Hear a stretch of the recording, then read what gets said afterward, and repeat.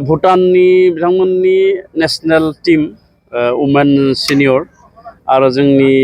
बड'लेण्ड ओनसोलनि जाखांफुनाय आइजो गेलेगिरि मोननै हान्जानि गेजेराव फ्रेन्डलि फुटबल मेट्च बाहाय साय क'क्राझाराव जागासिनो दङ आरो भुटाननि सिनियर वुमेन टीमा जोबोद मोजां गेलेगासिनो दङ आरो जोंनि बड'लेण्ड ओनसोलनि जाखांफुनाय गेलेगिरि बिथांमोनाबो गाज्रि गेलेयाखै आरो गोजोननाय मोनदों जे जोलुर गेलेनायनि गेजेरजों मोननै हादोरनि गेजेराव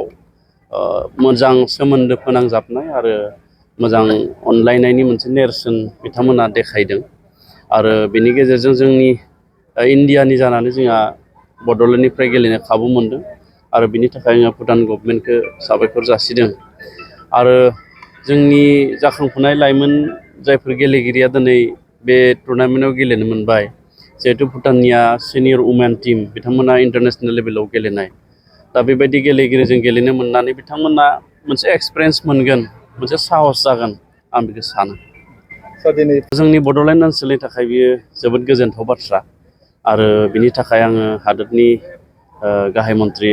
मुस्रि नरेन्द्र मदि बिथांखौ रोजा रोजा साबायखर जासियो आसामनि गिबि मन्त्रि डक्टर हिमन्त बिश्व शर्मा बिथांखौबो रोजा रोजा साबायखर जासियो आरो जोंनि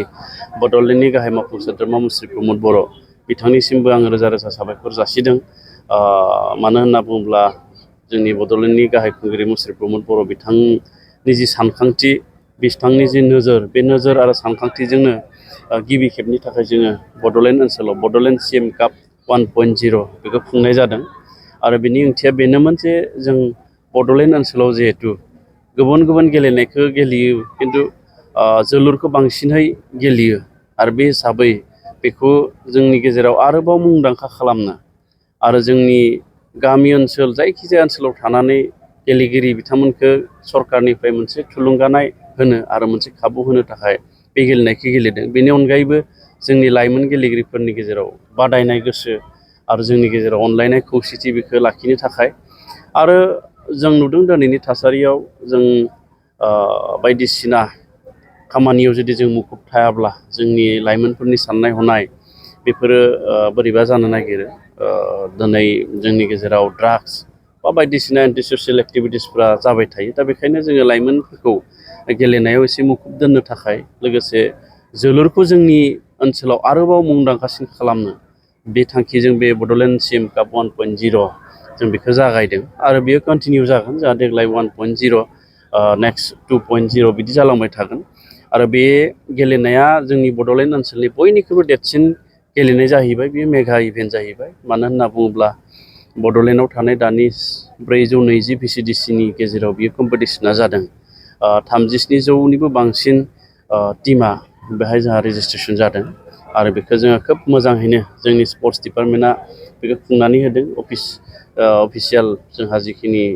BTRनि अफिसियेलफोर दङ बिथांमोनाबो खोब मोजाङै खुंदों जोंनि VCDC चेयारमेन TLCC चेयारमेन आरो जोंनि public representative EM MCLA MLA MP मन्त्रि गासैबो बे जोलुर बादायलायनायाव बाहागो लादों एबा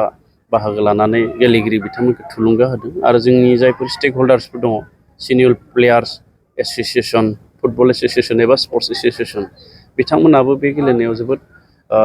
हेफाजाब होदों आरो मदद होदों जायनि थाखाय दिनै भारतनि गाहाय मन्त्रि बिथाङा मन की बातआव बड'लेण्ड CM काप 1.0 बेनि बागै गुवारै बुंदों आरो थारैनो नंगौ जोंनि बड'लेण्ड ओनसोलाव गोदोआव दावराव दावसिया सोमजिदोंमोन जोंनि गेजेराव गाज्रि थासारिमोन नाथाय दिनै जोंनि BTR खुंथायाव फैनाय लोगो लोगो BTRनि गाहाय खुंगिरिनि बिबानखौ मुस्रि प्रमद बर' बिथाङा लानाय लोगो लोगो बड'लेण्ड CM कापल' नङा बेनिख्रुइ मोजां मोजां जोंनियाव हाबाफारि जादों गिबि सरकार खुंनाय लोगो लोगो जोङो हारिमुनि मोनसे गेदेरथार फोरबो जोङो खुंदोंमोन रागाम बिनि उनाव जोङो अल इण्डियायाव थानाय जोङो काउन्सिलफोरनि युथ कनक्लेभ जोङो खुंदों जायखौ जोङो जुथुमा होननानै बुंदों बेखौ जोङो खुंदों बेनि उनाव knowledge festival Kokrajhar literary festival जोंहा जोलुरनिनो दुरुन कापआ देग्लाय खनथाम जागोन खननै जालांबाय सन्तोष ट्रफि एसियान ख'ख' चेम्पियनशिप बेबायदि गोबां गेलेनाय जोंनि बड'लेण्ड ओनसोलाव खुंबोबाय आरो दिनै बायदि खुंनानै जोंनि गेजेराव थारैनो जोंनि गेलेगिरिफोरनि गेजेराव बादायलायनाय जोंनि गेलेगिरिनि गेजेराव खौसेथि आरो सिनायथि बेखौ जोङो होनो खाबु मोनदों। आरो मोनसे समाव बेबायदि मोनसे थासारिजों थांबाय थायोब्ला थारैनो बड'लेण्डआ मोनसे समाव स्पर्ट्स हाब बे जानो थांगासिनो दं। आं बिनि थाखायनो जोंनि मावख'गिरि, जोंनि गेलेगिरि आरो जोंनि गेलेनायखौ दैदेनगिरि एस'सियेसन बिथांमोननो आङो साबायखर जासिदों आरो फैबाय थानाय समावबो जाहाथे बिथांमोना बेबायदि खाबुखौ लाबाय थायो। आरो दिनै मन कि बातआव जिखिनि बाथ्राखौ गाहाय मन्थ्रि बिथाङा बुंबाय बेयो जोंनि बड'लेण्डनि साफ्रोमबो गेलेगिरिनि थाखाय जोबोद थुलुंगाथाव बाथ्रा। आरो बड'लेण्डआव जे फुटबला खोब मोजाङै गेलेजायो आरो बेखौ खुंग्राफ्रा मोजाङै खुंनो हायो, बिनि मोनसे रोखा फोरमानखौ दिनै मोनबाय। आरो बुंनो थाङोब्ला जोंनि बे